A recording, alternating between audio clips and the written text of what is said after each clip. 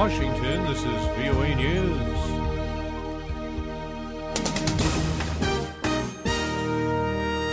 Islamic State forces close in on Syrian town near the Turkish border. Progress reported in the fight against Ebola. I'm Ray Kouguell reporting from Washington. The United Nations Special Envoy to Syria says Kurds defending the city of Kobani against the Islamic State are very close to no longer being able to fight off the militants. Staffan de Mistura says the Kurds are fighting with great courage, but that the international community needs to come to their defense. He said other cities that have fallen into Islamic State hands suffer through massacres, rapes, and horrific violence. The United States says its air campaign against the militants near Kobani has been useful. Turkey's President Erdogan says bombs are not enough and a major ground offensive is needed. Hong Kong students and government officials have reached an agreement to begin formal talks on demands for political reforms. They are scheduled for Friday. Myanmar, also known as Burma, says President Thein Sein pardoned more than 3,000 prisoners. The order releases anyone with at least 1 year of time served and less than 6 months left of their sentence. The latest amnesty comes as the country's reformist government prepares for next month's meeting of Asia-Pacific leaders in Myanmar.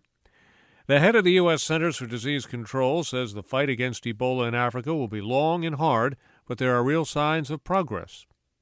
Dr. Thomas Frieden says this includes better training, more understanding of the virus, and safer practices, including burials for Ebola victims. Dr. Frieden says there are no new cases in Nigeria, and the outbreak in the Democratic Republic of Congo is contained. He also says there is a decrease in the number of new cases in parts of Liberia, one of the hardest-hit countries.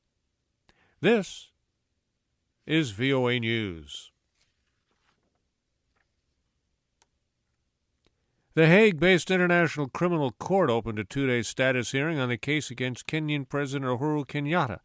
The Kenyan leader faces crimes against humanity, charges that are related to his alleged role in post-election violence 7 years ago.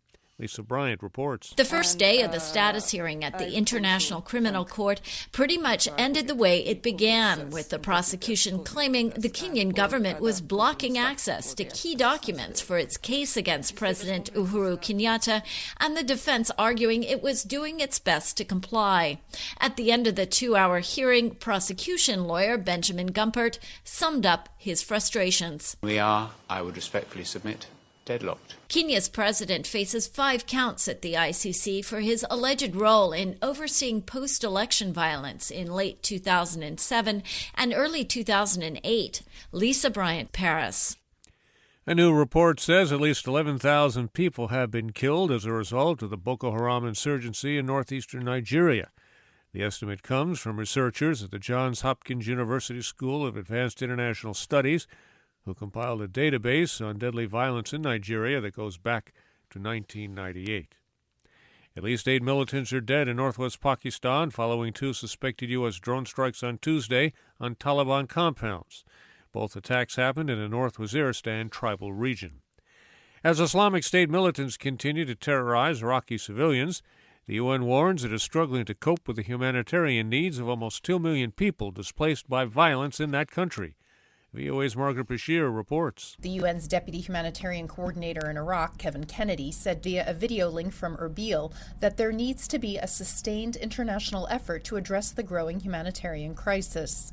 While we understand that the world's attention is focused primarily on the very serious security situation in Iraq and the region, we believe that the humanitarian situation, which is the other side of the coin, deserves equal serious consideration and the full support of all who can lend a hand. Kennedy said the UN and its partners are facing 3 major challenges: reaching those in need because they are spread among 1,500 locations in Iraq, some not under government control, a shortage of shelter, and the impending winter. Margaret Bashir, VOA News, the United Nations.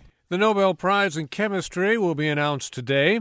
On Tuesday, 2 Japanese scientists and a Japanese-born American physicist were awarded the Nobel Prize for Physics for their invention of the environmentally friendly blue light-emitting diodes, commonly known as LEDs. The 3 were honored for their work in the 1990s in creating energy-efficient white light from semiconductors. I'm Ray Kouguell in Washington. That's the latest world news from VOA.